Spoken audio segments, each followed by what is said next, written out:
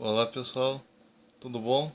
Hoje nós vamos falar sobre essa obra aqui, A Essência do Cristianismo, escrito pelo grande escritor e filósofo Ludwig Feuerbach. Ludwig Feuerbach nasceu em 1804 e veio a falecer em 1872. Ludwig Feuerbach, na sua obra A Essência do Cristianismo, defende, dentre outras coisas, que Deus ele é uma criação humana, ou seja, foi o ser humano que criou Deus. Deus foi criado pelo homem à imagem e semelhança da própria personalidade humana. Como foi que se deu a criação de Deus? Foi bem simples.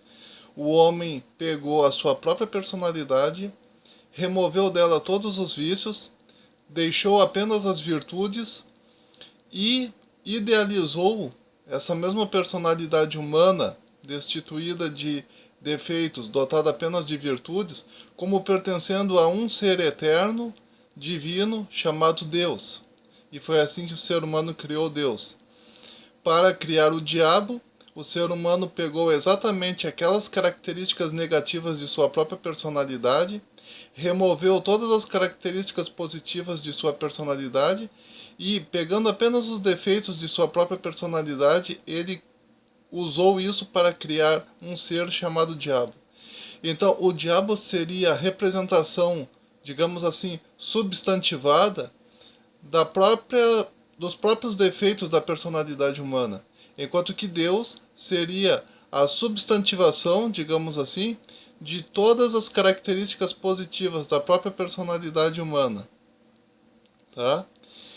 Então, uma das coisas que nós devemos entender sobre essa obra, A Essência do Cristianismo, é que Ludwig Feuerbach ele parte do princípio de que uma vez que Deus seja uma criação humana, uma vez que Deus seja a própria personalidade do ser humano destituída de defeitos, seja um homem, digamos assim, Deus ele seria uma espécie de homem idealizado pelo próprio ser humano, homem divino idealizado pelo ser humano, dotado apenas das características positivas da própria personalidade humana. Quando você estuda, portanto, a essência do cristianismo, você na verdade está estudando antropologia, ou seja, você está estudando o próprio homem e a própria concepção de homem. Porque cada sociedade vai elaborar Deus da maneira como ela percebe o próprio ser humano. Por exemplo, na mitologia grega, temos a presença de Zeus, que era o deus principal.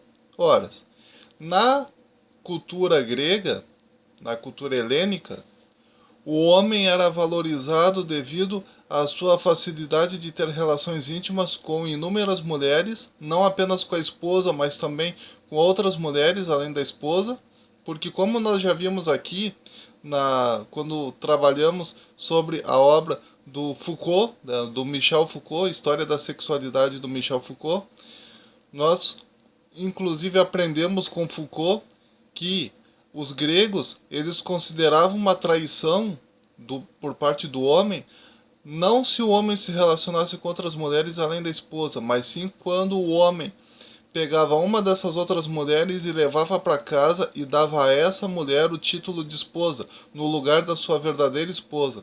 Então, traição para os gregos era um homem pegar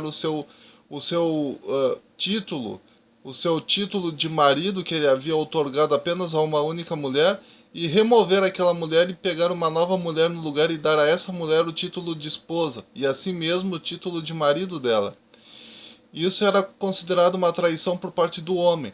Agora, a mulher, para atrair o homem na Grécia Antiga, bastava ela se relacionar com outros homens que ela já estava sendo considerada uma adúltera.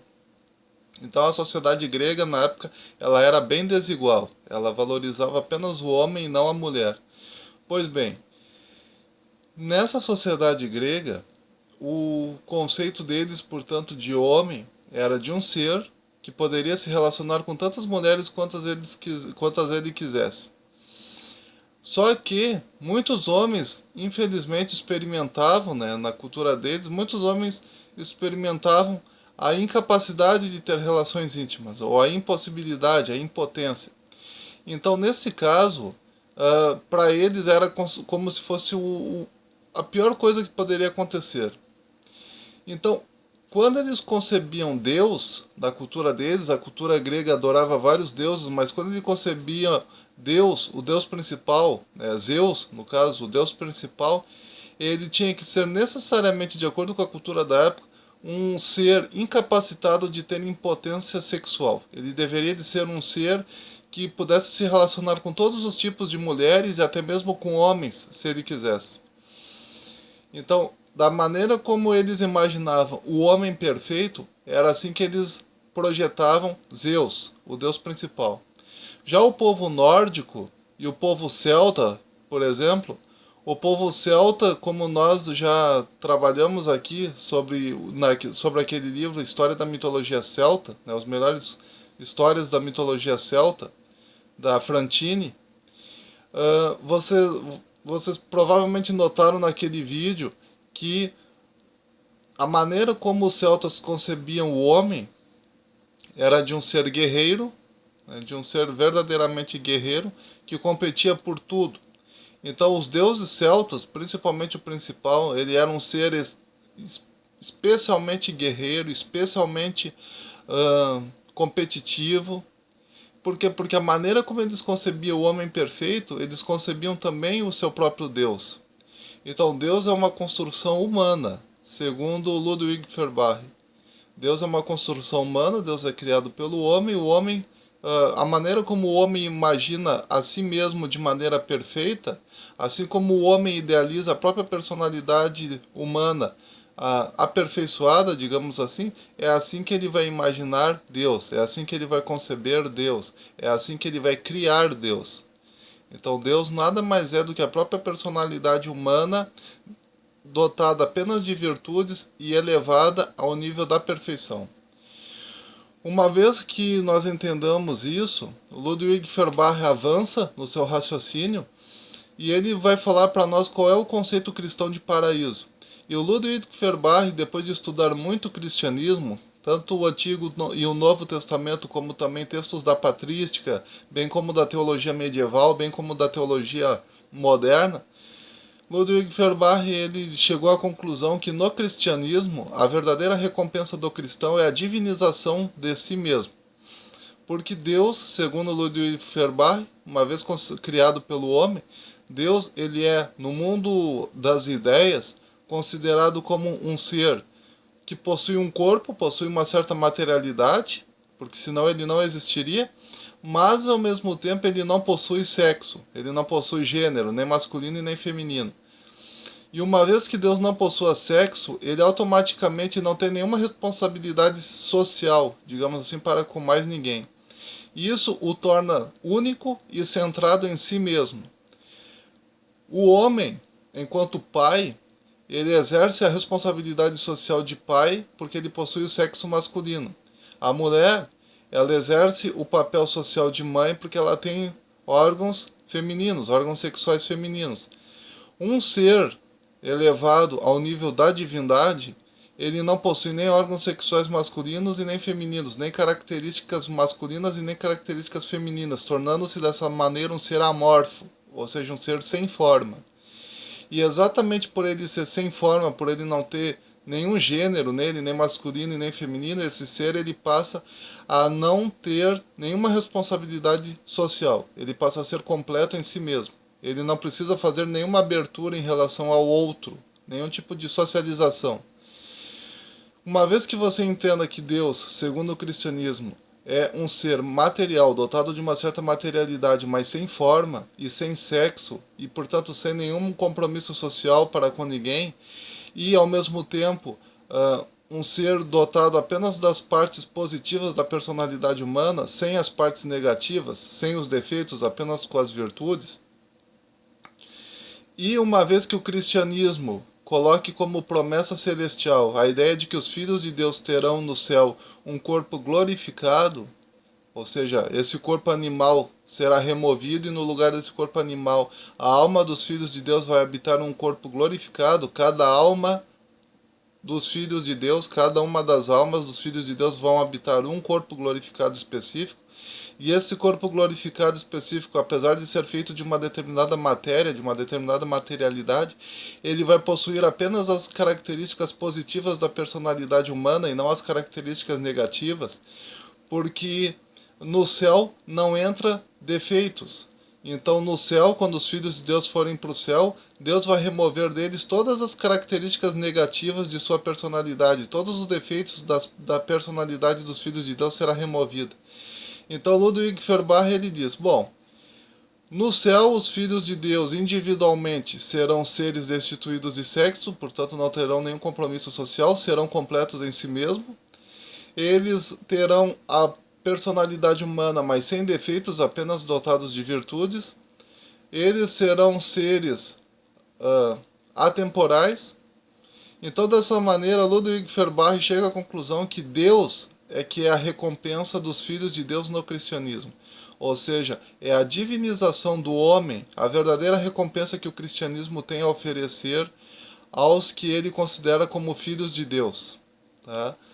E Ludwig Feuerbach ele faz citações da Bíblia, inclusive de 1 João capítulo 3, versículo 2, que diz, amados, agora somos filhos de Deus e ainda não é manifesto o que haveremos de ser. Sabemos que quando ele vier, Deus, quando Jesus Cristo vier, seremos semelhantes a ele, porque assim como ele é, nós o veremos, né? Porque esse texto ele está falando da chamada parousia, que seria a segunda vinda de Cristo. Então João, nesse texto bíblico, ele está dizendo que quando Jesus Cristo voltar, ele vai levar os filhos de Deus para o céu. Esses filhos de Deus vão perder esse corpo animal, vão ter um corpo glorificado. E esses filhos de Deus, eles não vão ter os defeitos que eles possuem na sua personalidade hoje em dia, mas vão ter apenas as virtudes elevadas ao máximo, apenas as virtudes da sua própria personalidade elevadas ao máximo, e mais as virtudes de uma personalidade divina maior dentro de si. E eles não terão sexo, então eles não serão nem macho nem fêmea, e eles serão parecidos com Jesus Cristo. E uma vez que, segundo a própria Bíblia, Jesus Cristo é Deus, isso está escrito em João capítulo 1, versículo 1, no princípio era o Verbo estava com Deus e o Verbo era Deus. Então a verdadeira recompensa dos filhos de Deus, segundo a Bíblia, é ser como Deus. É ser divino, é ser...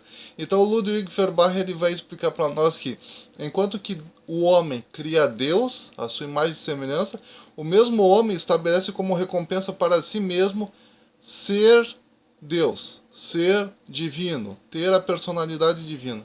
Então o movimento seria mais ou menos esse. O homem cria Deus, a sua imagem e semelhança, sendo portanto Deus o Criador, sendo portanto o homem o Criador de Deus. Mais tarde, Deus, enquanto criatura, ele estabelece como recompensa que o homem se torne como ele, no céu, num lugar paradisíaco. Então seria essa a ideia. Então, o homem cria Deus e o homem estabelece como recompensa para si mesmo ser no futuro, no céu, exatamente semelhante em tudo aquilo que ele mesmo criou. Ou seja, ser Deus, ser divino. Essa é a recompensa que o cristianismo estabelece na Bíblia e ao longo de toda a sua história. Mais tarde, o Ludwig Feuerbach ele vai fazer para nós umas análises muito interessantes acerca do cristianismo, dizendo que o cristianismo, por mais que pareça belo, por promover a divinização do homem, mesmo assim ele se torna feio, porque Jesus pregava o amor ao próximo. E Jesus pregava que devemos perdoar inclusive os nossos inimigos. Mas ao mesmo tempo Jesus ensinava que não devemos perdoar os inimigos de Deus. E isso é ensinado tanto nos evangelhos sinópticos, ou seja, Mateus, Marcos e Lucas, como também no evangelho de João, e mais tarde nas epístolas paulinas. De fato, até mesmo os apóstolos no Novo Testamento ensinavam que devemos amar ao próximo, mas ao mesmo tempo eles ensinavam que se uma pessoa se afasta da fé cristã, essa pessoa deve ser repreendida, e se a pessoa não der valor às repreensões, 3 repreensões no máximo, essa pessoa então não deve fazer parte da sua vida familiar, você não deve dar atenção mais a essa pessoa, você não deve nem mesmo comer na mesma mesa que essa pessoa come. Então Ludwig Feuerbach vai dizer para nós o seguinte, que o cristianismo ele prega o amor ao próximo e o amor aos inimigos, mas não o amor aos inimigos de Deus. que são os apóstatas, os hereges, tá? E com isso, Ludwig Feuerbach levanta fortes críticas ao cristianismo. Então, algumas anotações que eu fiz que eu quero ler para vocês é o seguinte.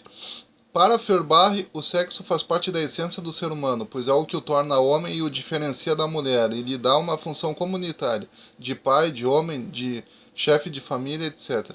O conceito de céu no cristianismo, enquanto o homem assexuado, eterno, perfeito, sem imoralidade, é o do próprio Deus. Assim, o paraíso cristão e a imortalidade pessoal é, de forma não tão sutil, a própria divinização do homem, pois se sou assexuado, sou completo em mim mesmo, não sendo homem e nem mulher, e nem tendo função comunitária alguma, e se sou moralmente perfeito, eu mesmo me tornei naquilo que eu imagino ser Deus. Isso está no capítulo 19 da obra A Essência do Cristianismo, de Ludwig Feuerbach.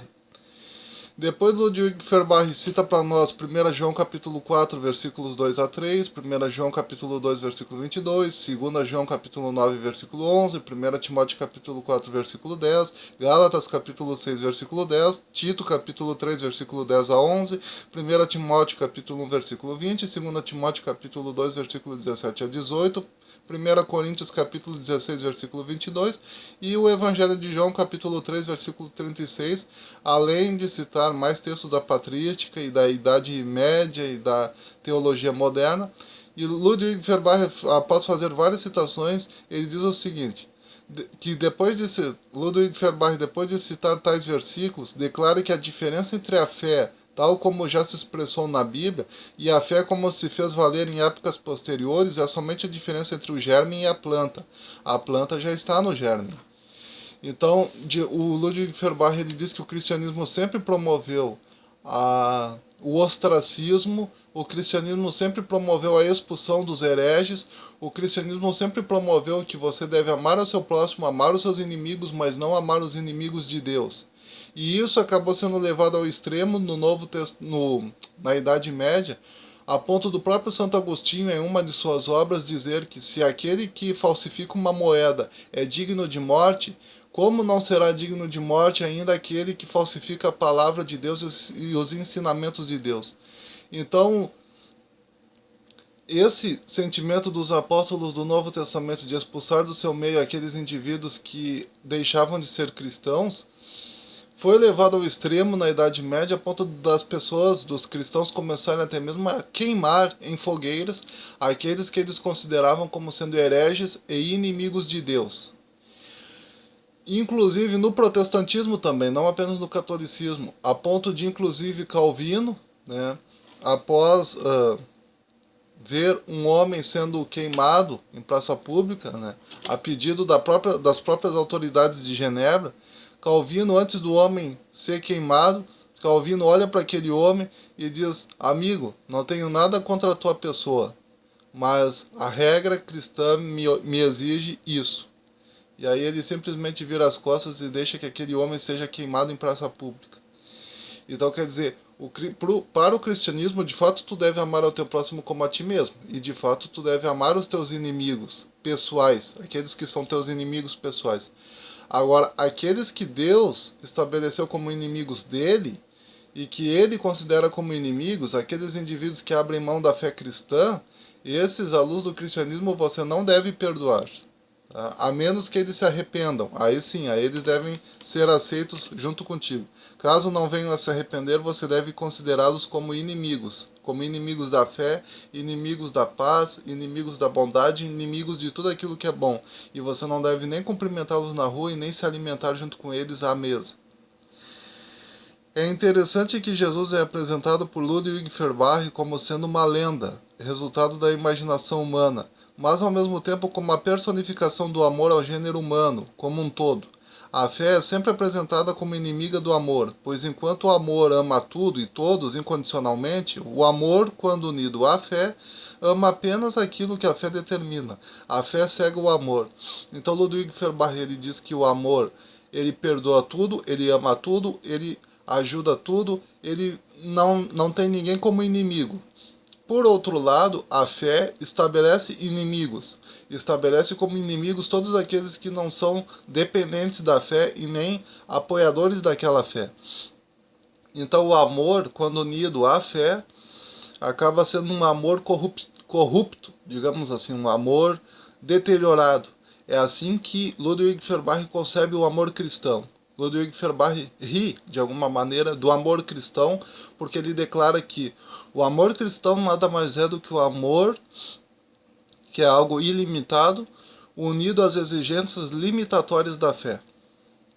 Então, dessa maneira, o amor, quando cego pela fé, ele acaba sendo obrigado a amar apenas aquilo que a fé estabelece que ele deve amar, e dessa maneira o amor deixa de ser amor e passa a ser apenas uma espécie de parte da fé. O catolicismo, segundo Ludwig Feuerbach, luta para que nesta vida o homem se manifeste como um ser sobrenatural, angelical, glorificado. Pratique longas orações, jejuns, penitências dolorosas, abnegação e celibato. Além da castidade no casamento, pela impossibilidade do celibato para todos os católicos, permite-se o pecado sensorial. O protestantismo vale-se da impossibilidade do homem católico obedecer de maneira perfeita todas as exigências, para dizer que ninguém é salvo pelas boas obras, mortificações, mas sim apenas da fé, e empurra as exigências para o mundo vindouro, no corpo glorificado. Em síntese, Ludwig Feuerbach chega na mesma conclusão que Oscar Wilde chegou acerca da Igreja Católica na sua obra De Profundis. A Igreja Católica é romântica e valoriza a beleza, valoriza o belo, e faz da feia luta do homem contra si mesmo como algo belo. Já o protestantismo é utilitarista. Tá?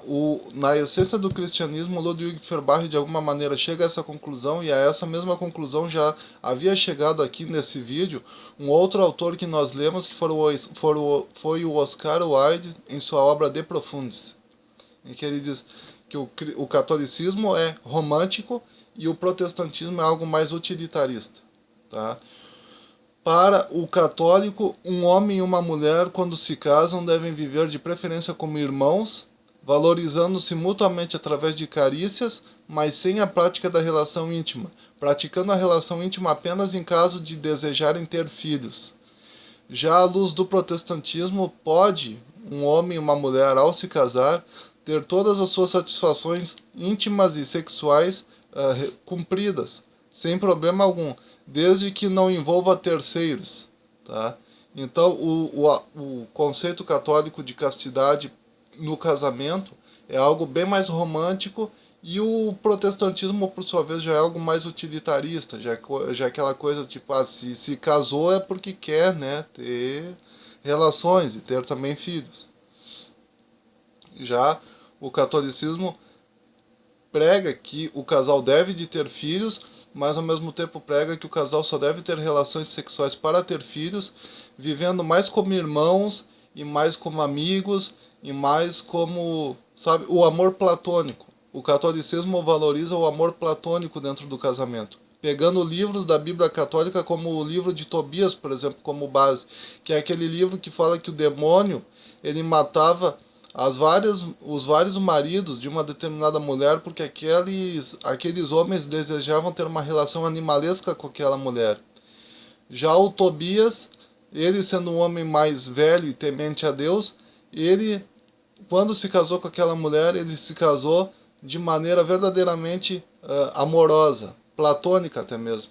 Então ele não tinha relações íntimas com ela como se fosse um animal se acasalando com outro, mas sim algo mais humano, mais humanitário, mais platônico até mesmo, mais romântico. E por causa deste livro, do livro de Tobias, dentre outros que estão na Bíblia Católica, a Igreja Católica valoriza o amor cristão, o amor matrimonial, de uma maneira bem mais romântica e platônica até mesmo do que o protestantismo, que por sua vez já é algo mais utilitarista. O Ludwig Feuerbach ele fala para nós em determinado momento: eu somente mostro o que é um milagre. O poder do milagre nada mais é do que o poder da imaginação, porque sendo Deus uma criação do homem, o milagre que Deus executa passa a ser um milagre da própria imaginação do homem. Os milagres nada mais são do que fruto da imaginação humana, e portanto algo inexistente, sendo que Deus, o criador do milagre, é na verdade uma criação da imaginação humana, uma ideia humana. Ludwig Feuerbach, denomina seu método de histórico-filosófico, em oposição à mera análise histórica do cristianismo. A verdadeira teologia, dizia Ludwig Feuerbach, é uma antropologia. Tá? E assim, então, encerramos essa obra, A Essência do Cristianismo, de Ludwig Feuerbach. Claro que eu não abordei tudo sobre essa obra, abordei apenas algumas coisas. Ludwig Feuerbach cita trechos de textos medievais como Pedro Lombardo, Pedro Abelardo, Martinho Lutero, Santo Agostinho, Santo Tomás de Aquino e muitos outros textos, tá? Até do São Francisco de Sales ele cita aqui, fora textos do Antigo e do Novo Testamento. Então, A Essência do Cristianismo é um livro que nós poderíamos considerar muito bem como sendo um livro ateu, é um livro ateísta que apresenta Deus como sendo uma criação da imaginação do homem, mas ao mesmo tempo é um texto construído de uma maneira inteligente. Não é aquele texto ateísta do tipo, eu não acredito em Deus e ponto final. Não. Ludwig Feuerbach, ao apresentar a sua essência do cristianismo, ele de alguma maneira critica o cristianismo de maneira inteligente, citando textos do próprio cristianismo e estudando esses textos a fundo e apresentando para nós todos os aspectos positivos e negativos desses mesmos textos, né? E o Ludwig Feuerbach, ele fala, por exemplo, que na Eucaristia, quando você come a hóstia, né, o pão e o vinho, eles são de uma certa maneira não apenas o símbolo de Deus, símbolo do corpo e do sangue de Cristo, mas sim também o símbolo da inteligência humana. Porque tanto o pão quanto o vinho, eles não são resultado da natureza, mas sim resultado da capacidade criadora do homem. Então o homem come o pão e o vinho, representando algo criado pela própria imaginação do homem, sendo que o pão e o vinho também, no mundo material, por sua vez, é algo criado pela imaginação do homem. Algo criado pelo uso dos elementos que mais tarde comporão aquilo que é o pão e os elementos da videira que mais tarde comporão aquilo que é o vinho. Então é a manipulação da natureza. O pão e o vinho representam a manipulação da natureza como resultado criativo da própria imaginação do homem. E Deus também, por sua vez, é resultado da imaginação criativa do homem. Então, por isso que o pão e o vinho, por isso que a hóstia é o próprio Deus que está ali, sendo, na verdade, a própria imaginação que está ali representada pelo pão e pelo vinho. Ao dizer Deus, no fundo, o homem está dizendo a si mesmo que ele está comendo, de alguma maneira, está se nutrindo do resultado da sua própria imaginação. É a imaginação criativa do homem que está sendo representada pelo pão e pelo vinho, de alguma maneira. Então tá aí, pessoal. Mais um livro para nós. A Essência do Cristianismo, do Ludwig Feuerbach. Tá? Lembrando que Ludwig Feuerbach, ao lado de Sartre, ao lado de Friedrich Nietzsche, ao lado do Heidegger, ao lado do Karl Marx e ao lado de vários outros filósofos, de Hegel, enfim, de vários outros filósofos, eles são, digamos assim, os pais do ateísmo moderno. Tá? São os pais do ateísmo moderno. E como nós tratamos aqui sobre satanismo, na Bíblia Satânica de Anton Szandor Lavey, Lavey de alguma maneira nos fala que esse ateísmo moderno criado por tais filósofos, de alguma maneira representou, né, tem representado a origem do próprio satanismo enquanto ateísmo, né, do satanismo filosófico de Lavey. E também, né, esses textos de alguma maneira são os textos criadores de um ateísmo filosófico, tá? De um existencialismo, de você questionar a realidade partindo de premissas lógicas e não a partir da mera crença destituída de razão, tá? Então, pessoal, tá aí mais uma obra para nós, A Essência do Cristianismo, do grande escritor e filósofo Ludwig Feuerbach, tá? Tem gente que pronuncia o nome dele como Ludwig Feuerbach, outros pronunciam como Feuerbach, outros pronunciam como Feuerbach, então cada um pronuncia de uma maneira, né? Mas Quando se falar na essência do cristianismo de Ludwig Feuerbach, todos sabem do que se trata, independente da pronúncia que você for usar, tá certo? Então tá aí, pessoal, mais um livro para nós, A Essência do Cristianismo, do Ludwig Feuerbach. Então compartilhe esse vídeo, dê o seu joinha, se inscreva, comente, divulgue e participe. Um forte abraço, até mais.